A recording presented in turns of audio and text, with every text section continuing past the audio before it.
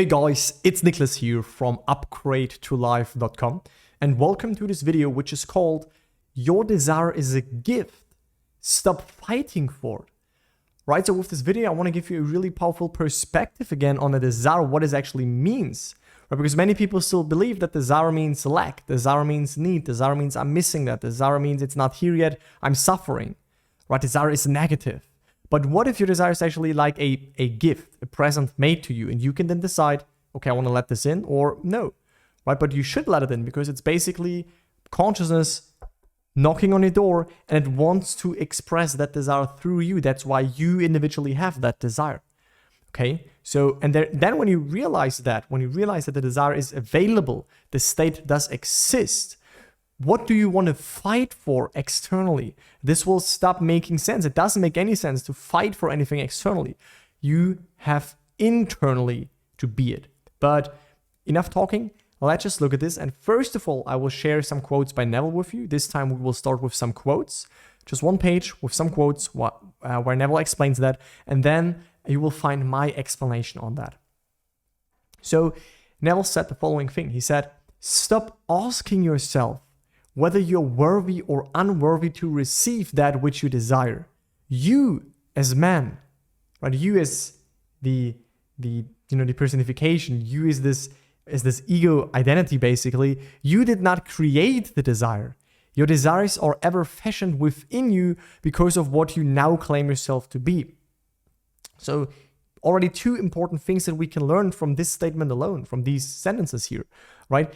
A lot of people worry or they get lost in not feeling worthy, right? They don't feel worthy to give themselves permission to want what they want, to desire what they desire, and to have that what they desire, to be that what they desire. They don't feel worthy. And the issue here is you can actually only feel not worthy when you don't know who you really are. But the more you awaken to this infinite size that you are, to this awareness aspect, to this, it's not an aspect, it's your innate nature, right? But the more you awaken to this true self of yours, right? This beyond your thoughts, beyond your emotions, beyond your sensation, that which knows your experience, that which is witnessing your experience, your consciousness, your awareness of being. I am, before you're something, before you are identified with working this job, being in this relationship, being lonely, being single, being this, being that, you first of all have to be before you can be something. And that existence itself, that sense of I am, that is unlimited. And everything exists within it, every potential state. And if you really know that and identify more with that than the identity that you have created for yourself and are identified with, right, then you feel worthy of everything because you know everything is available, everything is within you. And this question, am I worthy of having this in my business? Am I worthy of having this in my relationship? Am I worthy of having this in my health? Am I worthy of living this life falls away because you can only feel worthy when you feel and think from this limited point of view, from this ego point of view, but not from this infinite intelligence, basically point of view, which includes every potential state. Okay, so that is a reminder. Stop asking yourself whether you're worthy or not, right? Whether you're worthy or unworthy to receive what you desire. It's just limiting. It won't help you, right? So remember who you really are. Go within if that feels not easy for you.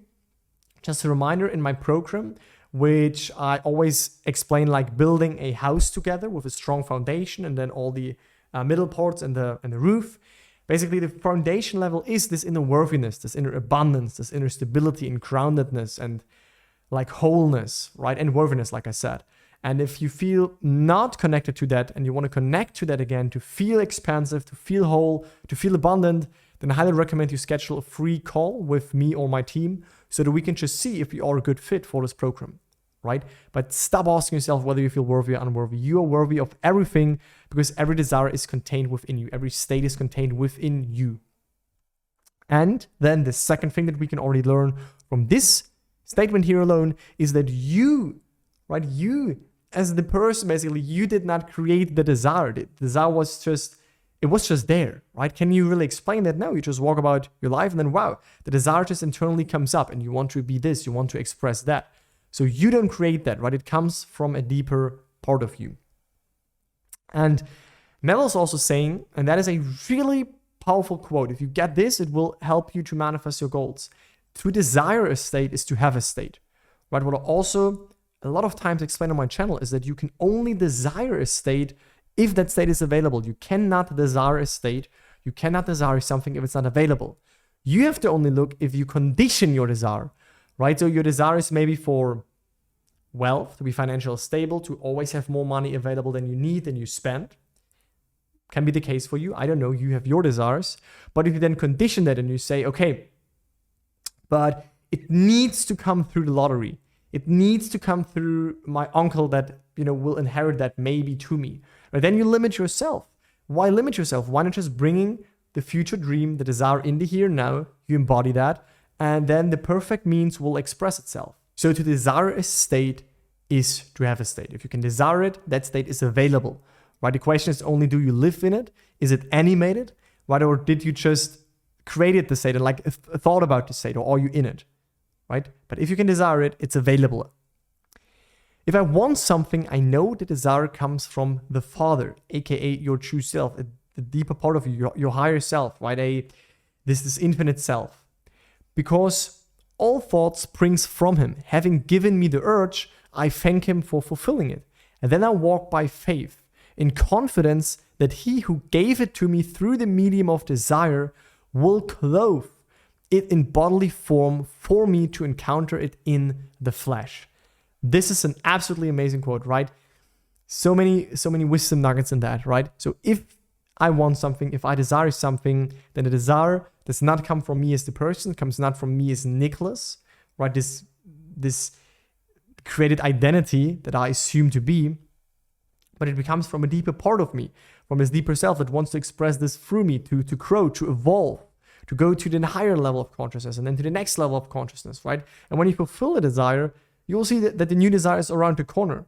And then you manifest that. And that is how you never stop. That is how you keep it fluid and flowing and dynamically.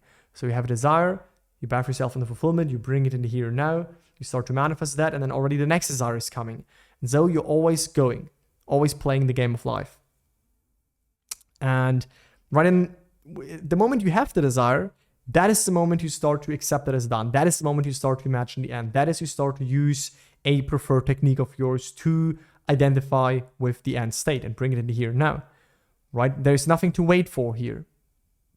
And then you basically walk in confidence that this deeper aspect of yourself, Neville sometimes calls it the dimensionally creator you, your Father, God, all the words for the same non-describable being that you are beyond this ego shell that you wear in this world of flesh, in this 3D world, right?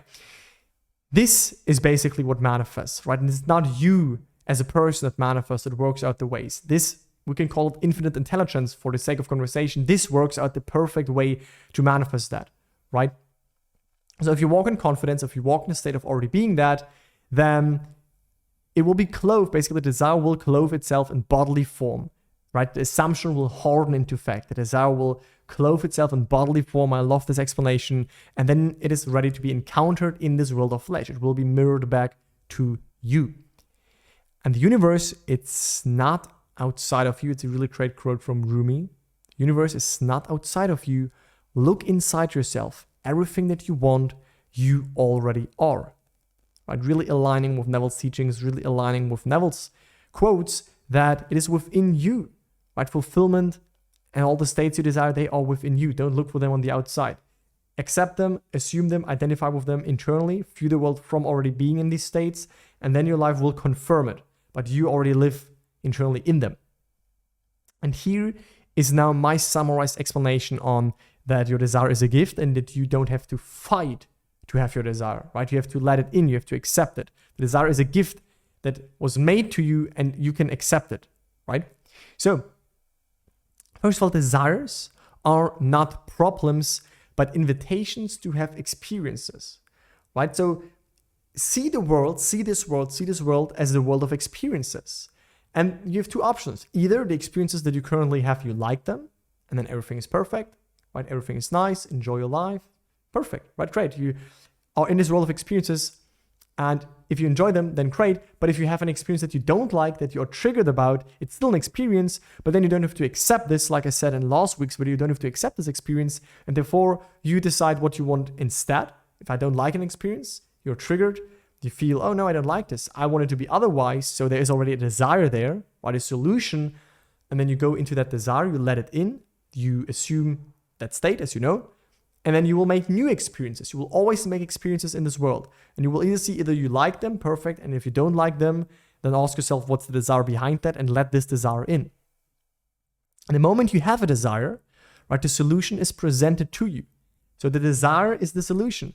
If I desire food, then, or if I desire to eat, then, or if I'm hungry, right, then my desire is to eat something and the solution is to eat something, right? If I'm thirsty, then drinking water is my desire and it's also the solution, right? The desire itself is also the solution for the thing that you want. So if you desire to be, wealthy or have more money, then money is the desire and also the solution, right? The desire is basically the gift that is made to you, but you have to allow it and accept it in.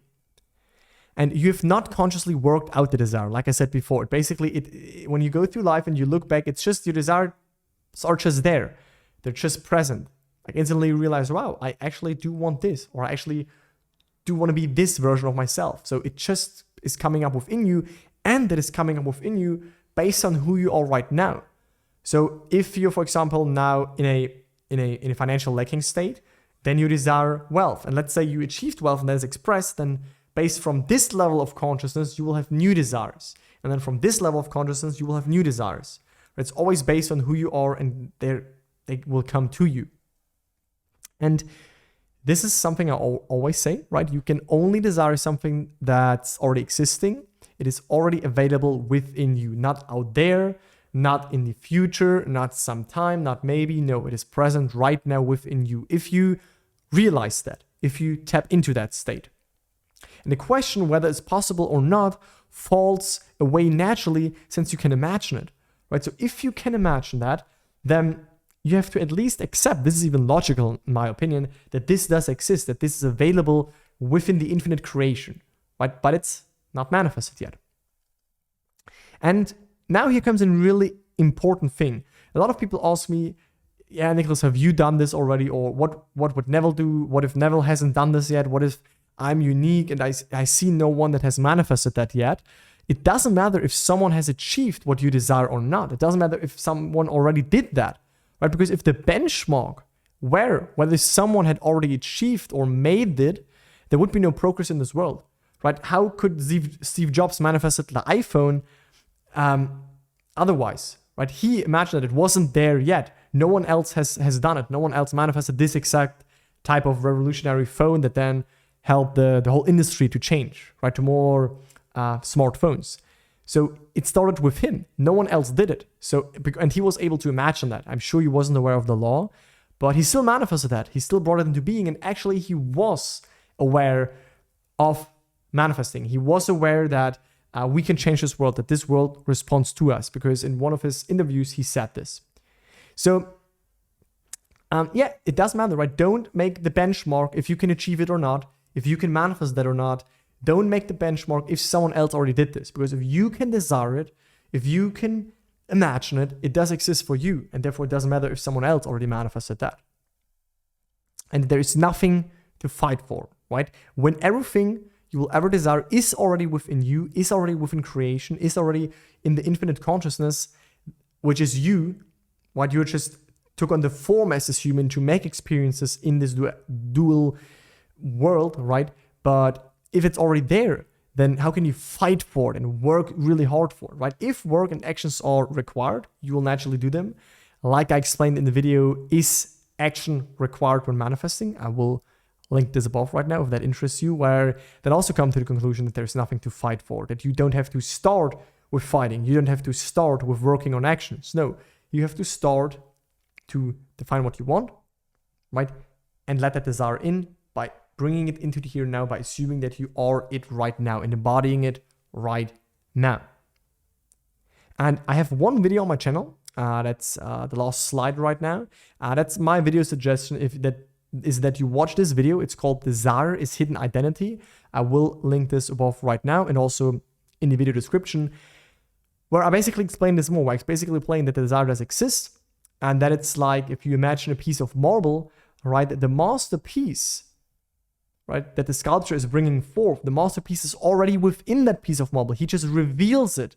He just like scratches it free, right? He just hammers it free, but the desire is already there. The perfect state is already there, right? You have to allow it in by being in it, by devote yourself to that state, and only then it can show up in your life, okay?